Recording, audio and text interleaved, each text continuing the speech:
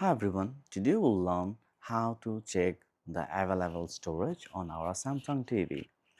So we have the TV open and we have to take the remote and then click here on the gear icon. After you do that, you have to go to all the way to the right and then select the all settings. Click here and then move to the support. From there, you will be able to see this device care. Click here. And then on the top right corner, you will be able to see the used and the available option. So we have used 2.84 gigabytes and we have 1 gigabyte left. So 26% left. Let's say you have almost filled all the available storage and you want to remove some. You want to see which one you want to remove. Just select the app and you will be able to see the amount of storage it is taking. See, Netflix took 159 megabytes.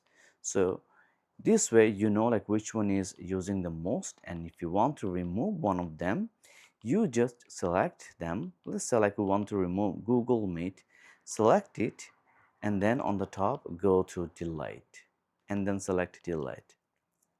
It will start to delete. Okay, let's say you want to remove CBC Gem2. Select it and then go to, let's say like you want to select a couple. You can select actually a couple of them at the same time. Let's say like we want to remove Crave. We are removing two and select delete and delete again. So CBC Gem is deleted and now it's working on the Crave. Okay. So this is how you manage your storage, and on the top you'll see like we have saved like couple of megabytes.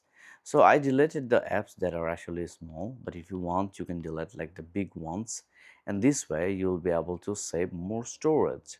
So this is how you manage storage on your Samsung TV. If you like the video, please thumbs up and subscribe to our channel. If you have some questions left, leave them on the comment section below. I will try to help you. Thank you so much.